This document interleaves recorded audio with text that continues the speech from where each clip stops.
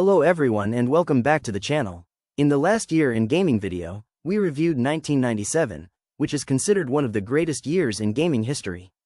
But now, we're going back to back with another legendary year, and that is 1998, which was considered the best year in gaming.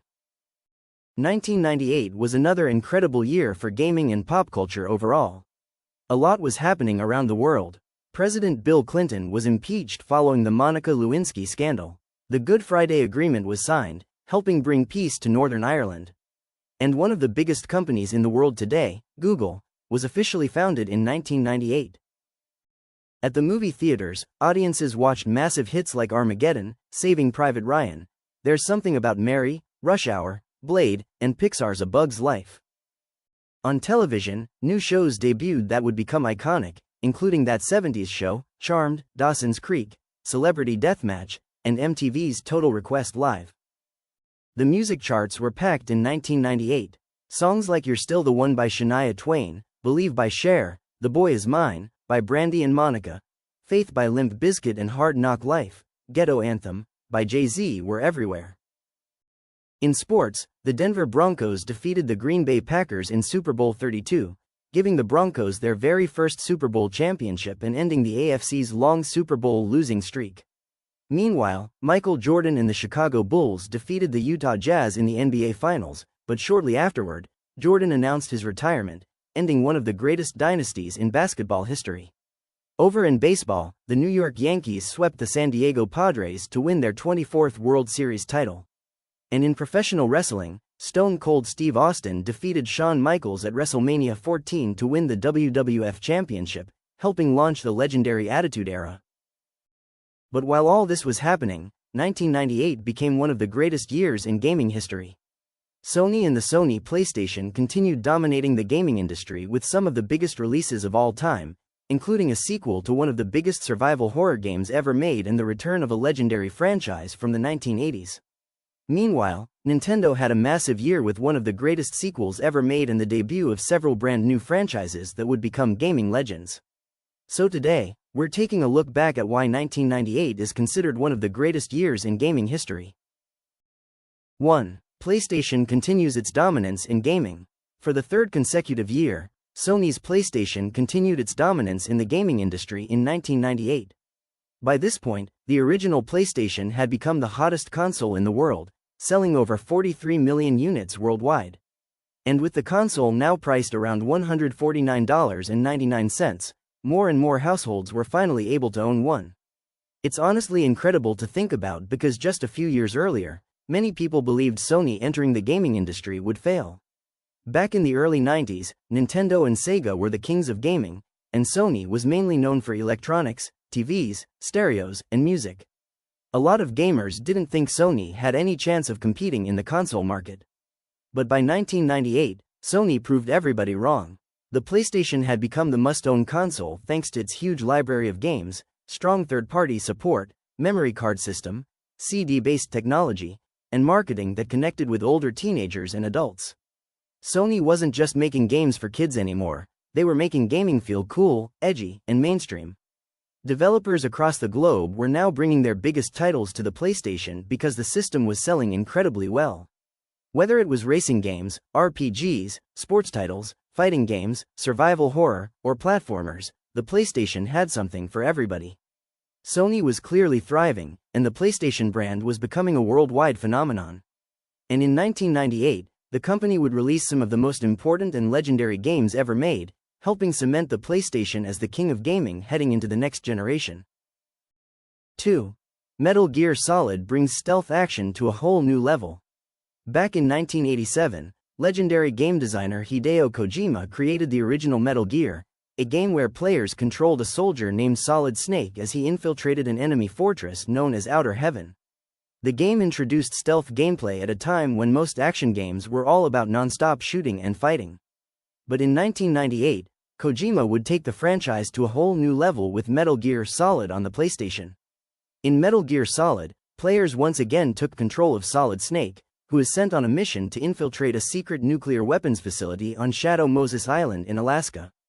There, Snake uncovers a dangerous plot involving a new version of Metal Gear and a rogue terrorist organization known as Foxhound, led by Snake's own genetic twin brother, Liquid Snake.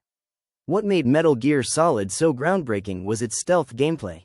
Instead of running into battles guns blazing, players had to avoid enemy guards, hide from security cameras, sneak through vents, and carefully plan their movements.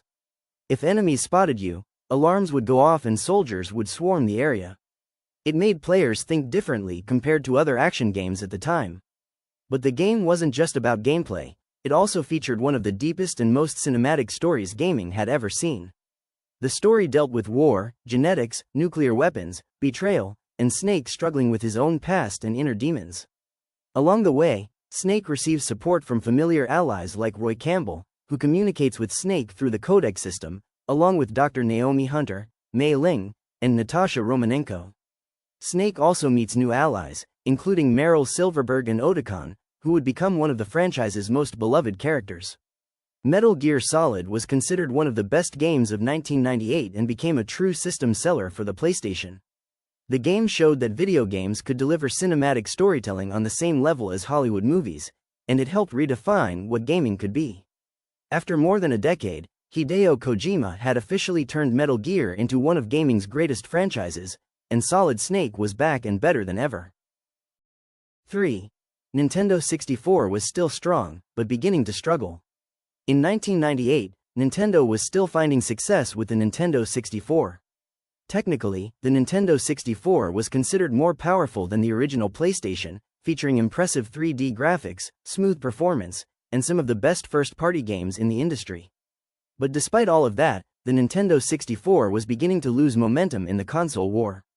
One of the biggest problems was Nintendo's decision to continue using cartridges instead of CDs.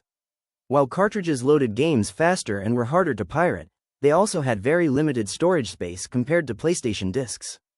CDs could hold much more data, including full-motion video, voice acting, and larger soundtracks, while cartridges were expensive to manufacture and limited what developers could do creatively. Because of this, many third-party developers and publishers who once strongly supported Nintendo during the NES and Super NES era were now moving over to Sony's PlayStation. Companies liked working with CDs because they were cheaper to produce and gave developers more freedom to create larger and more cinematic games.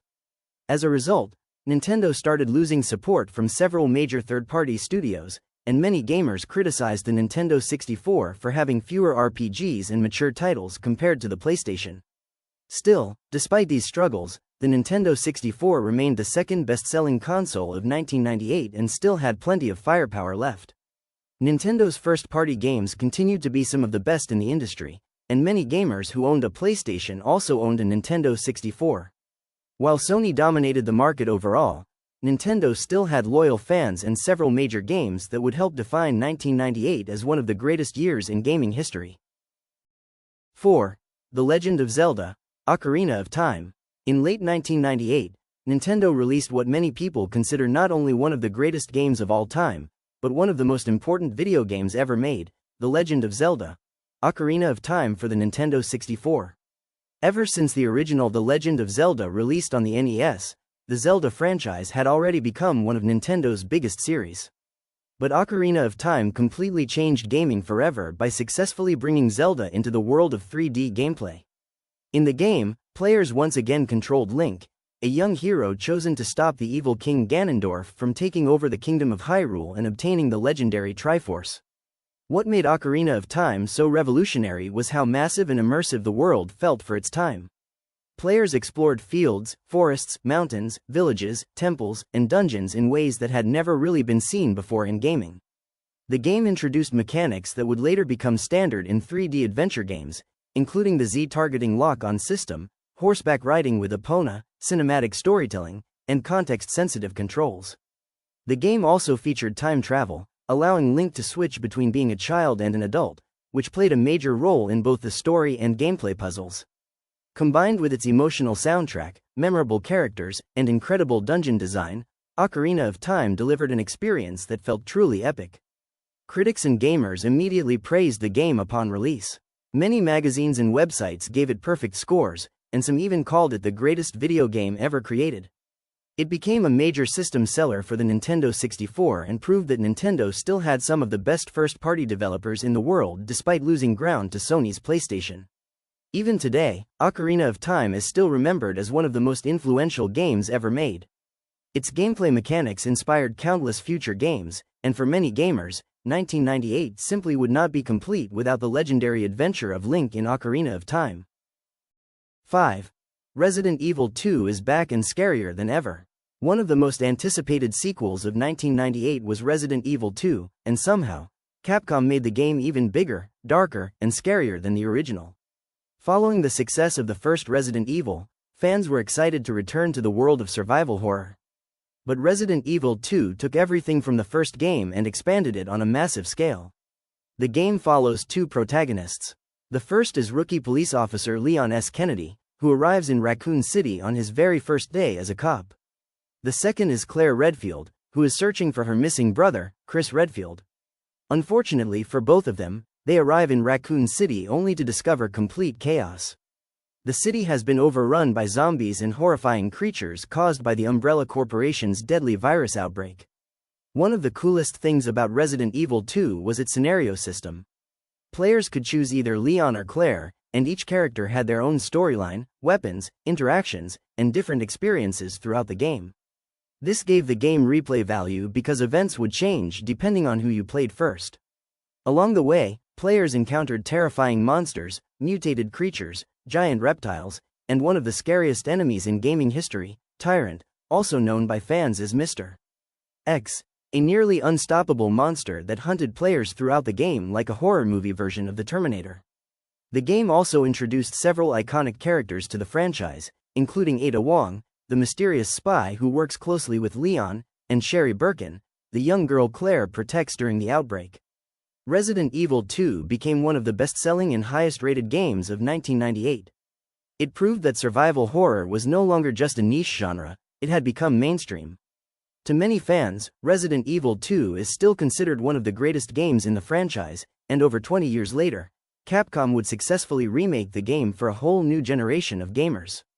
Capcom once again showed the gaming world that nobody delivered horror quite like Resident Evil. Nintendo delivers Banjo-Kazooie. While Nintendo already had massive success with games like Super Mario 64 and The Legend of Zelda, Ocarina of Time, another major hit arrived on the Nintendo 64 in 1998, Banjo-Kazooie. Developed by Rare, the same company behind hits like GoldenEye 007 and Donkey Kong Country, Banjo-Kazooie quickly became one of the Nintendo 64's most beloved platformers. The game follows a lovable bear named Banjo and his sarcastic bird partner Kazooie as they try to rescue Banjo's sister, Tooty, from the evil witch Gruntilda. Much like Super Mario 64, Banjo-Kazooie focused on exploring large 3D worlds, collecting items, solving puzzles, and unlocking new abilities. But what made Banjo-Kazooie stand out was its charm, humor, and personality. The characters constantly joked with each other, the worlds were colorful and creative, and the soundtrack became one of the most memorable in gaming. Players explored a variety of unique levels, including beaches, haunted mansions, deserts, snowy mountains, and swamps, all connected through Gruntilda's giant lair. Along the way, Banjo and Kazooie learned new moves that helped them progress deeper into the adventure. The game was praised for its smooth controls, imaginative world design, and collectathon gameplay. Rare once again proved why they were one of Nintendo's most important developers during the Nintendo 64 era. Banjo-Kazooie became one of the standout platformers of 1998 and helped give Nintendo another major exclusive title during a year packed with legendary releases. Even today, many fans still consider Banjo-Kazooie one of the greatest platform games ever made on the Nintendo 64. Marvel vs. Capcom becomes the ultimate crossover. Back in 1996, Capcom surprised fighting game fans with X-Men vs. Street Fighter, a crossover that combined characters from Marvel Comics and Capcom's legendary Street Fighter series. Then 1 year later, Capcom followed it up with Marvel Super Heroes vs. Street Fighter, continuing the idea of Marvel heroes battling Street Fighter characters. But in 1998, Capcom decided to take things even further. Since Capcom held the gaming license for Marvel characters at the time, the company created the ultimate crossover fighting game, Marvel vs. Capcom, Clash of Superheroes. For the very first time, players could battle using a huge mix of Marvel superheroes and Capcom characters all in one game. On the Marvel side, fans could play as heroes like Spider-Man, Wolverine, Captain America, and Hulk. Meanwhile, Capcom brought together some of their biggest gaming icons, including Ryu, Chun-Li, Captain Commando, and Strider Hiryu. The game featured fast-paced tag-team gameplay, over-the-top special attacks, flashy animations, and chaotic battles that made matches feel larger than life. It truly felt like a comic book coming alive inside an arcade cabinet. At the time, arcades were beginning to decline as more gamers stayed home playing consoles like the PlayStation and Nintendo 64. But Marvel vs. Capcom helped bring excitement back to arcade fighting games and became one of the biggest crowd pleasers in arcades during the late 90s. Even though the game remained in 2D while the industry was shifting toward 3D graphics, fans didn't care because the gameplay was so fun and addictive. Marvel vs. Capcom proved that arcade fighting games still had life left in them and helped create one of the greatest crossover franchises in gaming history. Sony introduces Spyro the Dragon. In 1998, Sony continued building up its lineup of mascot characters for the PlayStation, and one of the biggest new faces introduced that year was Spyro the Dragon. Developed by Insomniac Games, the game introduced players to Spyro, a small purple dragon with a big attitude who quickly became one of PlayStation's most recognizable characters. The story follows Spyro as he travels across the dragon realms after the evil villain Nasty Nork traps nearly all the dragons in crystal statues. As the only dragon small enough to avoid the spell, Spyro sets out on a journey to rescue the dragons and stop Nasty Nork once and for all. What made Spyro the Dragon stand out was its large open levels and freedom of exploration. Unlike many platformers at the time, players could glide across huge areas, discover hidden gems, charge into enemies with Spyro's horns, and breathe fire on opponents. The game encouraged exploration instead of just moving from point A to point B. The colorful graphics, creative fantasy worlds, and smooth gameplay helped show what the PlayStation hardware could do. Even though the Nintendo 64 was considered more powerful in some areas, Spyro proved the PlayStation could still deliver impressive 3D platforming experiences. The game also featured a memorable soundtrack composed by Stuart Copeland, the former drummer of The Police, giving the game a unique atmosphere that many fans still remember today.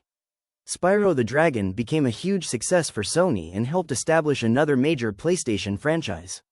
Alongside characters like Crash Bandicoot, Spyro became one of the faces of the PlayStation era and helped Sony continue its dominance in gaming during 1998. Lara Croft returns in Tomb Raider 3.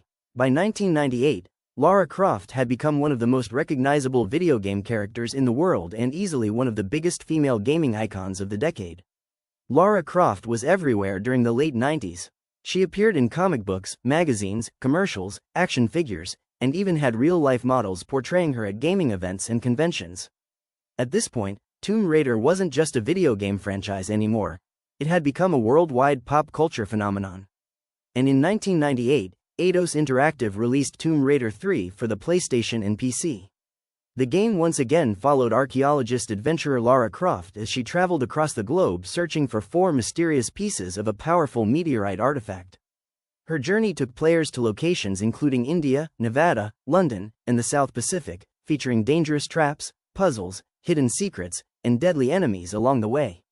Much like the previous Tomb Raider games, Tomb Raider 3 focused heavily on exploration, platforming, puzzle solving, and action gameplay.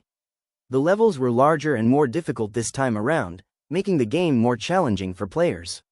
While the game received mostly positive reviews, some critics and gamers felt the formula was beginning to feel a little repetitive compared to the first 2 Tomb Raider titles.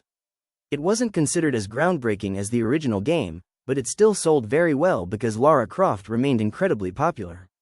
By this point, the Tomb Raider franchise had become one of the biggest gaming series in the world, and Lara Croft herself had become one of gaming's first true mainstream celebrities. Even if Tomb Raider 3 wasn't as revolutionary as the earlier games, it proved that Lara Croft was still one of the biggest stars in gaming during 1998. Xenogears, another huge JRPG hit.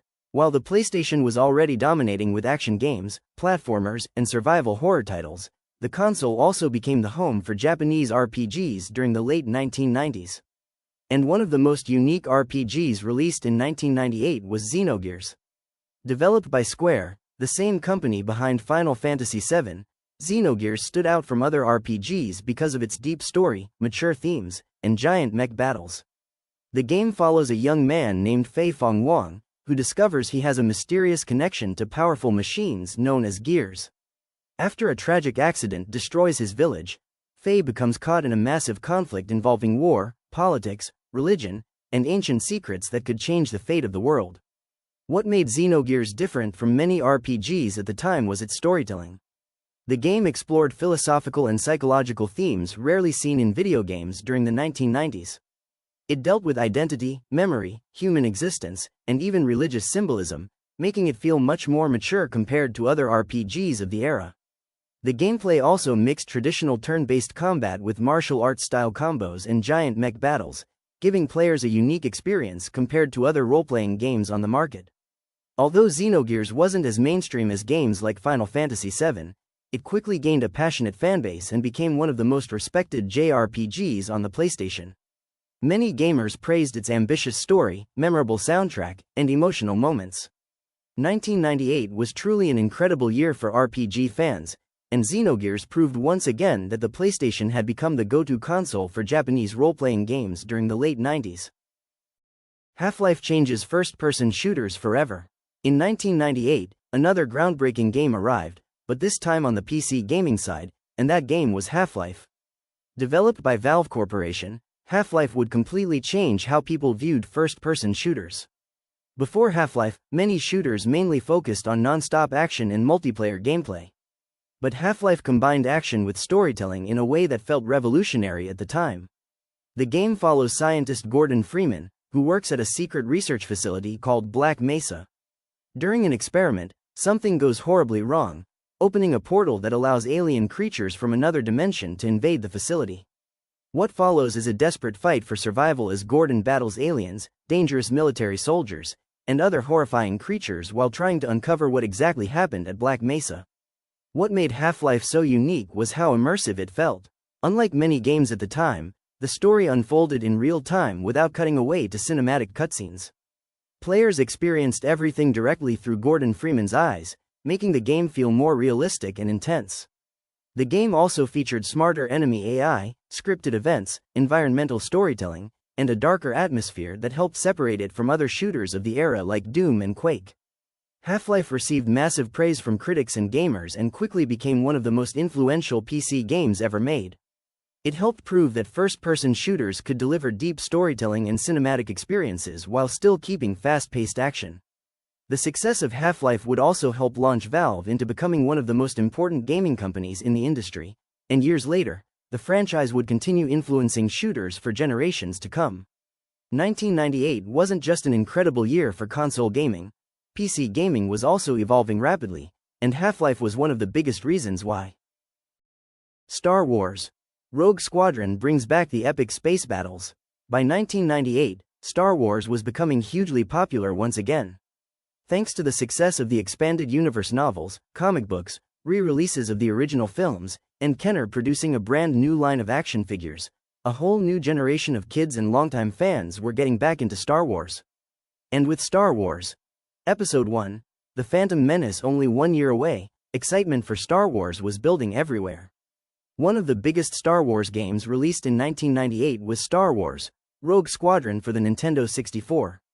Developed by Factor 5 and published by LucasArts, Rogue Squadron allowed players to relive the fantasy of piloting rebel starfighters during the Galactic Civil War. The game takes place after the events of Star Wars, where Luke Skywalker becomes the leader of Rogue Squadron and leads missions against the evil Galactic Empire. Players could pilot a variety of iconic rebel ships, including the X-Wing, A-Wing, Y-Wing bomber, and the Snowspeeder. Each ship handled differently, making missions feel unique and exciting. One of the coolest features in the game was the unlockable vehicles. Fans could eventually unlock the legendary Millennium Falcon and even the Naboo Starfighter, which served as an early teaser and Easter egg for the upcoming Phantom Menace movie. The game featured massive battles, intense dogfights, and missions inspired by scenes from the original Star Wars trilogy. Combined with authentic sound effects and music from the films, Rogue Squadron truly made players feel like they were part of the Rebel Alliance.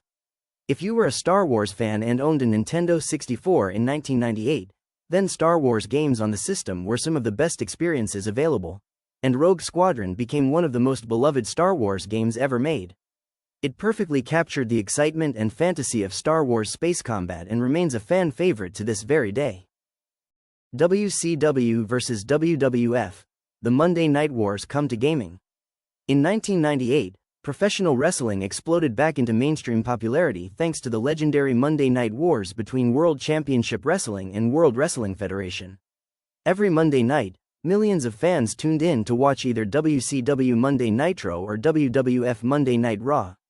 Some people even switched back and forth between channels just to keep up with both shows.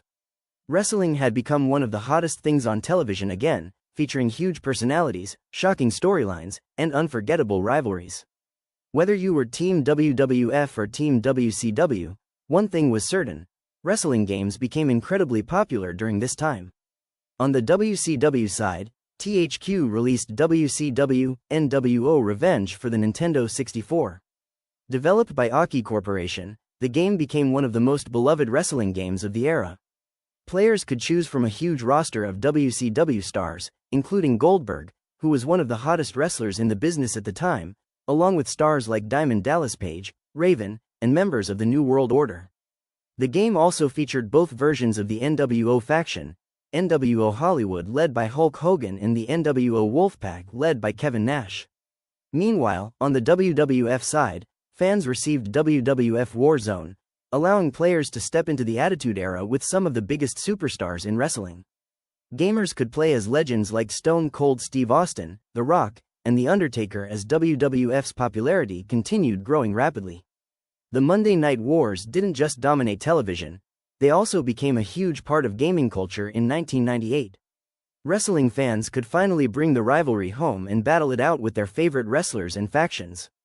During this time, wrestling games were becoming some of the most fun multiplayer games available, especially on the Nintendo 64, where friends gathered together to settle rivalries inside the ring just like the wrestlers they watched every Monday night. Dance Dance Revolution introduces a whole new way to play. In 1998, arcades received one of the most unique and unexpected gaming experiences ever created with Dance Dance Revolution, also known simply as DDR. Developed by Konami, Dance Dance Revolution introduced an entirely new style of gaming that mixed music, rhythm, and physical movement together. Instead of using a regular controller, players stood on a dance platform with directional arrows. As arrows appeared on the screen in sync with the music, players had to step on the matching arrows at the correct time to keep the rhythm going. At first, many people thought the concept sounded strange, a video game where you actually dance? But once people tried it, DDR quickly became a huge hit in arcades. The game featured upbeat techno, dance, and pop music tracks that made players feel like they were part of a real dance club. It also became extremely popular because it was fun to play with friends and entertaining to watch other people attempt difficult songs. Dance Dance Revolution helped introduce rhythm gaming to mainstream audiences and created a social experience unlike most arcade games at the time. Crowds would gather around DDR machines watching skilled players pull off crazy dance routines and high scores. What also made DDR stand out was that it got people physically active. At a time when most games involved simply sitting down with a controller, DDR had players constantly moving and exercising while gaming. The success of Dance Dance Revolution would eventually inspire many future music and rhythm games, including franchises like Guitar Hero and Rock Band years later. Even though arcades were slowly declining in 1998, Dance Dance Revolution proved that arcades could still deliver fun and innovative experiences that players simply could not get at home. StarCraft becomes the king of real-time strategy. Another massive game released in 1998 was StarCraft, a game that would completely change the real-time strategy genre and become one of the most important PC games ever made. Developed by Blizzard Entertainment, StarCraft took the foundation built by earlier strategy games like Warcraft and Command & Conquer and pushed the genre to another level. Set in a futuristic sci-fi universe, the game focused on 3 different factions battling for control of the galaxy: the human Terrans, the advanced Protoss, and the terrifying alien Zerg. What made StarCraft stand out was how different each faction felt. Every race had its own strengths, weaknesses, units, and strategies. The Terrans relied on military technology and defensive tactics, the Protoss used advanced alien abilities and powerful warriors, while the Zerg overwhelmed enemies with massive swarms of creatures. The game featured an epic single-player campaign filled with betrayal, war, and memorable characters, but where StarCraft truly exploded in popularity was multiplayer. Players across the world connected online through Battle.net to battle against each other, testing their skills and strategies in intense competitive matches. The game became especially huge in South Korea, where StarCraft would later grow into a national phenomenon and help create the foundation for modern esports. The fast-paced gameplay, balanced factions, and deep strategy made StarCraft one of the most addictive and competitive games of the late 1990s. Critics praised the game for its gameplay, story, and replayability, and it quickly became one of Blizzard's biggest successes. 1998 was already stacked with legendary releases, and StarCraft proved once again that PC gaming was evolving rapidly alongside consoles. Even today, StarCraft is still remembered as one of the greatest strategy games ever created and one of the foundations of competitive online gaming. ZDTV introduces gamers to X-Play. By 1998, video games had become so popular that they were no longer just featured in magazines. Gaming was now starting to appear on television in a much bigger way. That same year, tech television network ZDTV helped introduce one of the first major video game-focused TV shows on cable television, which would later evolve into X-Play. At the time, gaming coverage on television was still very rare. Most gamers got their news from magazines like Electronic Gaming Monthly or GamePro, or from early gaming websites on the internet. But ZDTV saw that gaming was becoming mainstream and wanted a dedicated show focused entirely on video games, previews, reviews, cheat codes, gaming culture, and industry news. The original program started as GameSpot TV before later evolving into Extended Play and eventually X-Play in the early 2000s. The show became famous for its reviews, comedy, skits, and discussions about the gaming industry.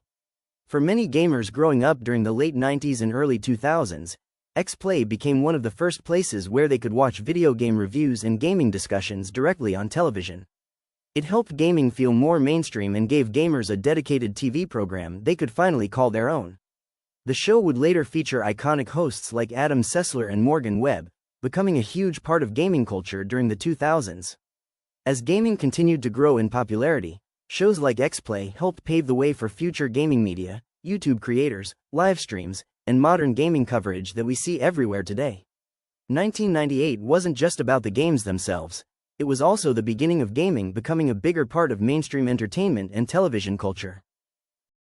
Sega makes a comeback with the Dreamcast. By 1998, Sega was going through difficult times. The Sega Saturn had struggled badly against Sony's PlayStation, and after poor sales worldwide, Sega officially decided to discontinue the Saturn. For many gamers, it looked like Sega's time in the console market might be coming to an end. But Sega wasn't ready to give up just yet. Later in 1998, Sega launched a brand new console in Japan called the Dreamcast, and suddenly, it felt like Sega was preparing for a comeback. The Dreamcast was far more advanced than both the PlayStation and Nintendo 64 in terms of graphics and technology. The console featured impressive 3D visuals, arcade-quality gameplay, internet capabilities, and memory cards with built-in screens known as VMUs. At the time, the Dreamcast truly felt like the future of gaming. Sega also wanted to repair its damaged reputation after the failures of the Sega CD, 32X, and Saturn. The Dreamcast represented a fresh start for the company. However, despite the excitement surrounding the console, the Dreamcast's launch sales in Japan were somewhat disappointing. One major reason was that Sony's PlayStation was still dominating the market, and many gamers were already waiting to see what Sony's next console, eventually the PlayStation 2, would look like. Still, even with a slow start in Japan, many gamers and critics believed the Dreamcast had huge potential. Sega was once again showing innovation and creativity, something the company had always been known for during the arcade and Genesis era.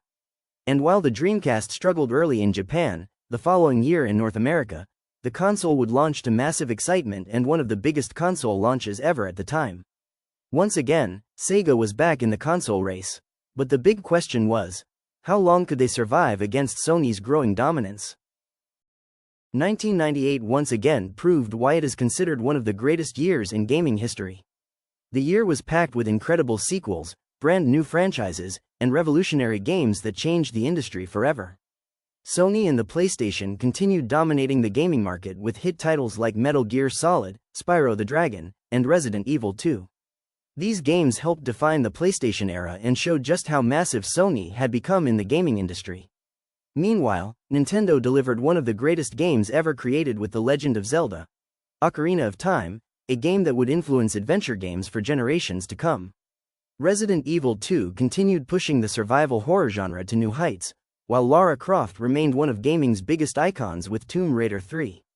At the same time, new franchises like Half-Life and Spyro the Dragon introduced fresh ideas and gameplay experiences that would leave a lasting impact on gaming for years to come. And over in Japan, Sega attempted its ultimate comeback with the launch of the Dreamcast, setting the stage for the next generation of gaming that would soon arrive in North America. 1998 was truly an unforgettable year for gaming. Just like 1997, it delivered legendary games, iconic moments, and experiences that gamers still talk about today. We really had two back-to-back incredible years in gaming history. Well, that's it for now. But join us next time as we continue our journey through gaming history and look back at 1999, the final year of the century and the final year of the 1990s. Until then, if you enjoyed this video, please hit the like button, subscribe to the channel, and we'll see you next time for more year in gaming.